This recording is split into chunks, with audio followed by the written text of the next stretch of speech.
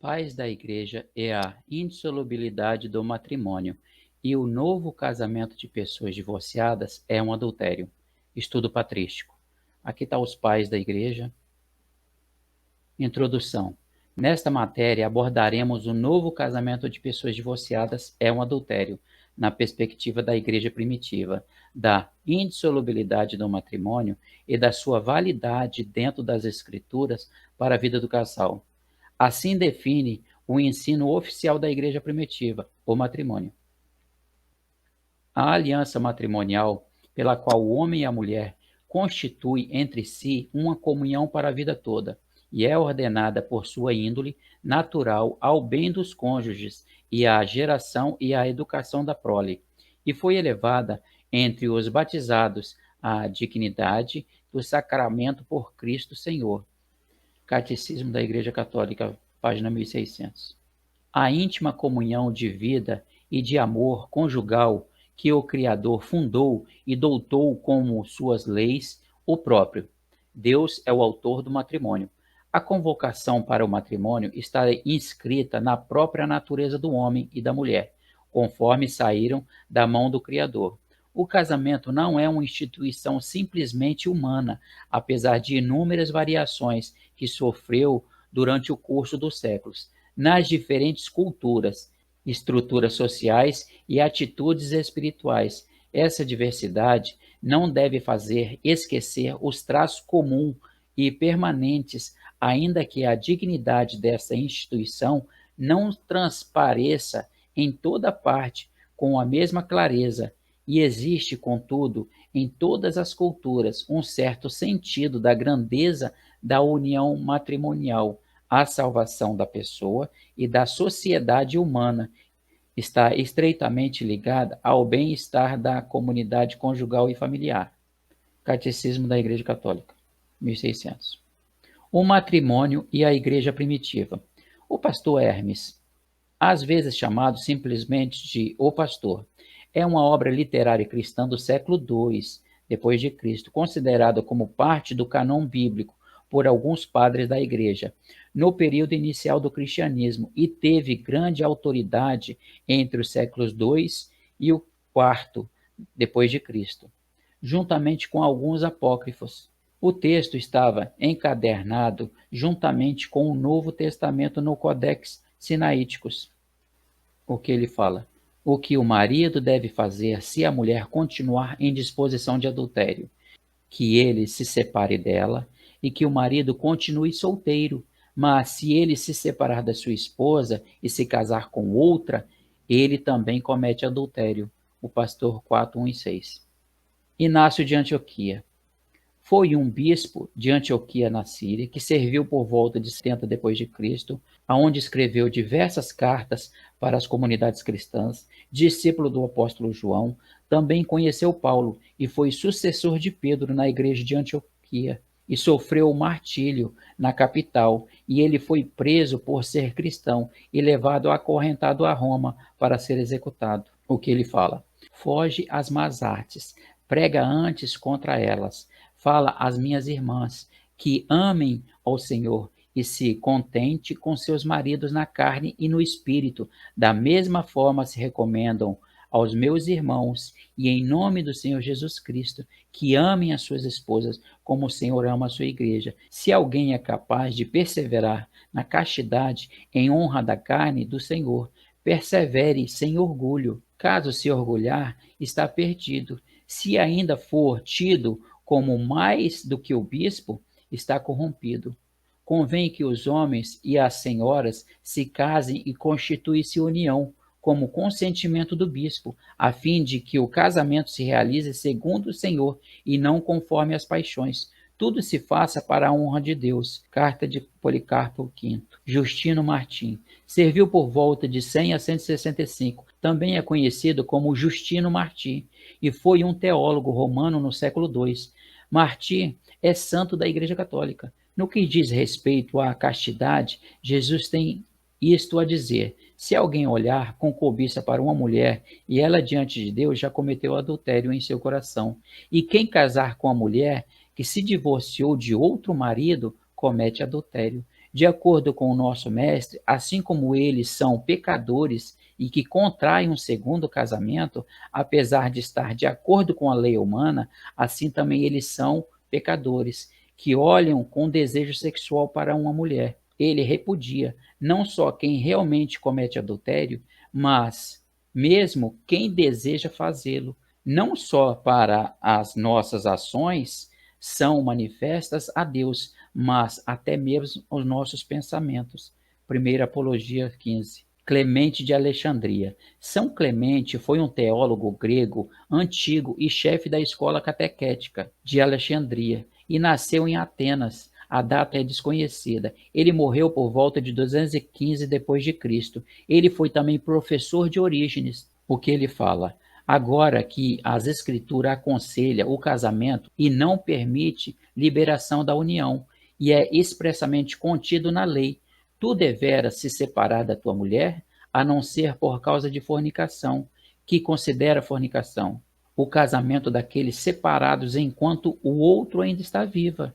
Não se enfeitar e abandonar além do que está a torna-se a mulher livre, suspeita e caluniosa, enquanto ela se dedica-se assidualmente à oração e súplicas, evitando saídas frequentes da casa e fechando todo quanto possível ponto de vista de todos os não relacionados a ela, e considerando a limpeza mais consequente da impertinente futilidade. Aquele que toma uma mulher que foi repudiada ou divorciada, disse, comete adultério. E se a repudiar-se a sua mulher, faz que ela cometa adultério, isto é, obriga-se a cometer adultério. E não é só ele quem coloca a culpa disso, mas quem leva, dando à mulher a oportunidade de pecar, pois se ele não levasse, ela iria voltar para o marido. Está lá em Somatra, Cristo, o Educador, livro 2, capítulo 26. Tertuliano. Estritamente falando, Tertuliano não é considerado pai da igreja. Serviu por volta do ano 160 e foi um político e autor das primeiras frases do cristianismo, nascido em Cartago, na província romana, e da África proconsular. Ele foi o primeiro autor cristão a produzir uma obra literária, corpus, em latim. Ele também foi notável apologista cristão em um polêmico contra a heresia. O que ele fala sobre o casamento? De onde devemos encontrar palavras totalmente suficientes para dizer que a felicidade de que um casamento e de que a igreja consolida é a ablação confirma os sinais e os selos bentos que os anjos levam e voltam a notícia para o céu e que o Pai espera para ratificar, pois o mesmo em filhos da terra não casem corretamente, ilegalmente e sem o consentimento dos seus pais. Que tipo de julgo é de dois cristãos? Participantes de uma esperança, de um desejo, de uma disciplina? É o mesmo que um serviço? Ambos são irmãos, ambos companheiros e servidores, sem diferença do espírito ou da carne.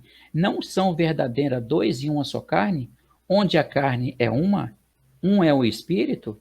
Juntos oram, juntamente prostam-se, juntamente realizam-se em seus jejuns, mutualmente ensinam, exortam-se e mutuamente sustentam, igualmente são ambos, encontram-se na igreja de Deus, igualmente no banquete de Deus, igualmente em dificuldades, nas perseguições, na boa ventura, que se esconde o outro e nem evita o outro, nem o problemático para o outro. A minha esposa, 284. Orígenes, ilustre teólogo e escritor eclesiástico, nascido na Alexandria por volta de 231 e foi reconhecido como o maior mestre da doutrina cristã em sua época, exercendo uma extraordinária influência como intérprete da Bíblia. O que ele fala sobre o casamento? Assim como uma mulher é adúltera, ainda que pareça ela estar casada com um homem enquanto o ex-marido ainda vive, assim também um homem que pareça casar com ela, que se divorciou. Não se case com ela, mas de acordo com as declarações do nosso Salvador, ele comete adultério contra ela. Comentário sobre Mateus 14:3. O Concílio de Évora. Foi um concílio regional celebrado no início do século IV, em Ilíberis, Évora. Foi o primeiro concílio celebrado na Espanha. e foi atendido por 19 bispos de toda a Península Ibérica. A data da realização estimativa abrange no ano de 303 a 324. O concílio produziu um conjunto de 81 cânones, regras que regulamentam variados aspectos da vida cristã, como o celibato clerical, o casamento, a idolatria, o batismo e a excomunhão, o relacionamento com os judeus e as heresias, etc. Alguns historiadores, porém, creem que alguns dos cânones não são os originais do concílio, mas que foram adicionados mais tarde. O que ele fala?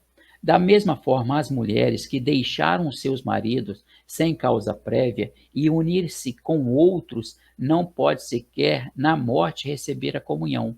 Cânon 8.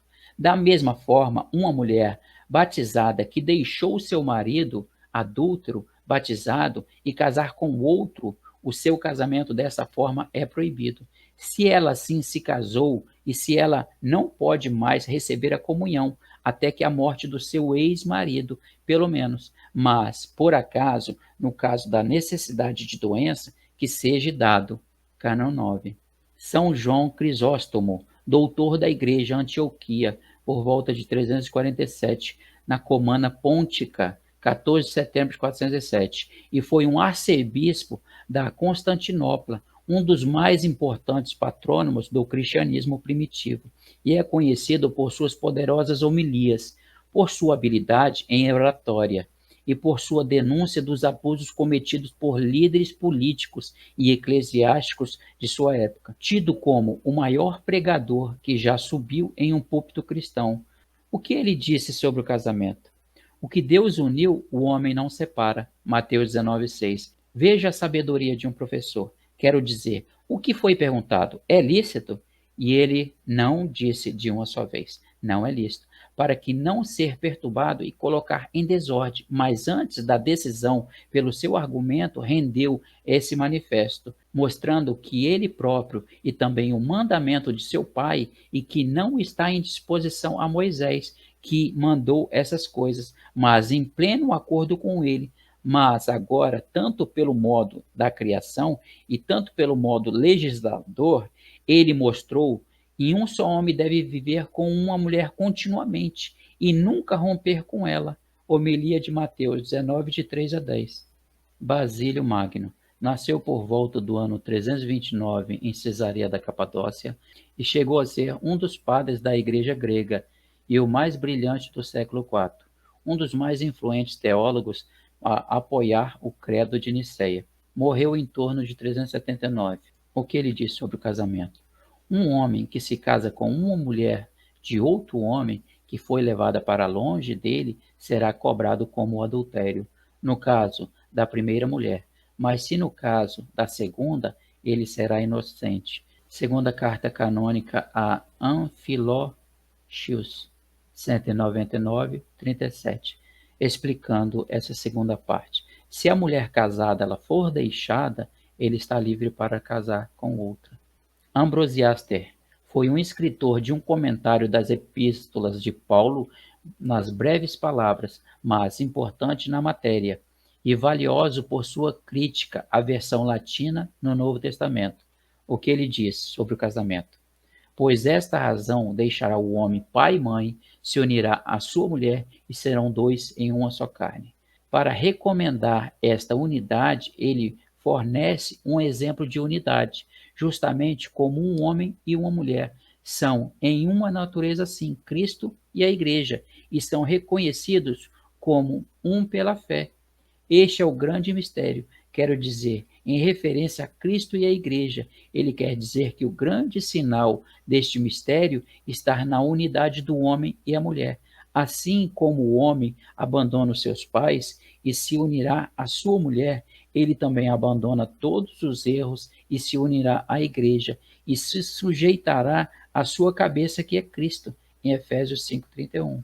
Bispo Ambrósio, bispo de Milão entre os anos de 374 a 397, nasceu provavelmente em 349 d.C., em Trier, Arles ou Milão. Morreu em 4 de abril de 397, foi um dos mais ilustres padres e doutores da igreja.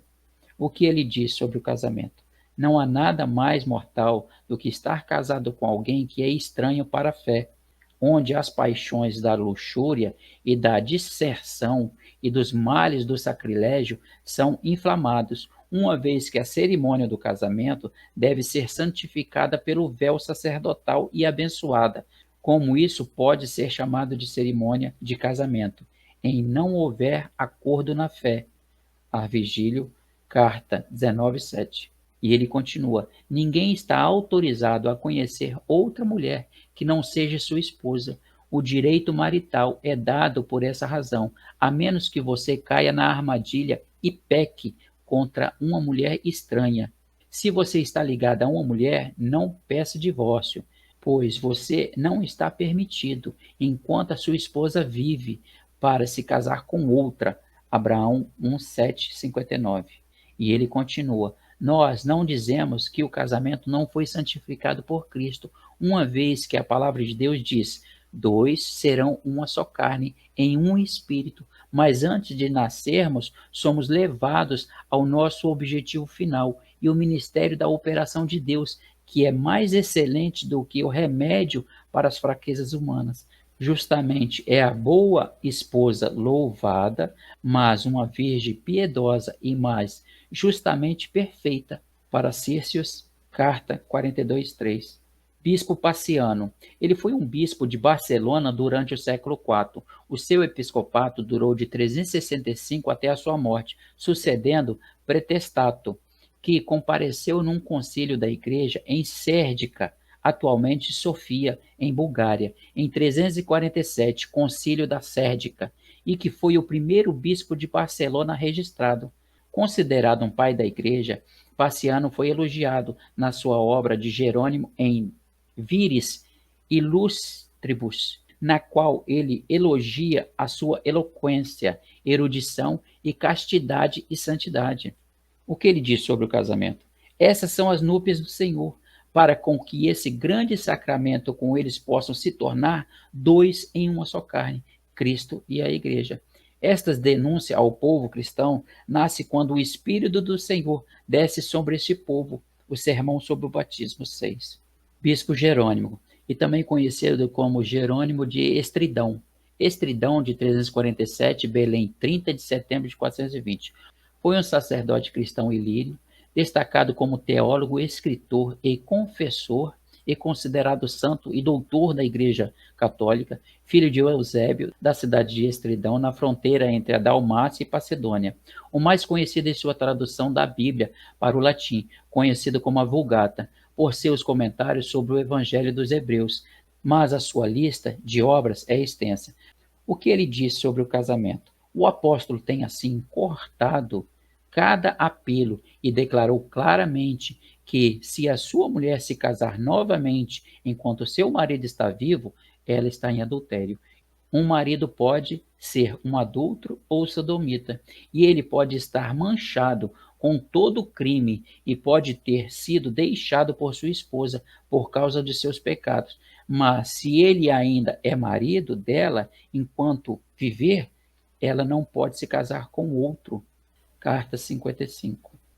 Então tá aí, meus irmãos, os pais da igreja e a indissolubilidade do matrimônio e o novo casamento de pessoas divorciadas é um adultério.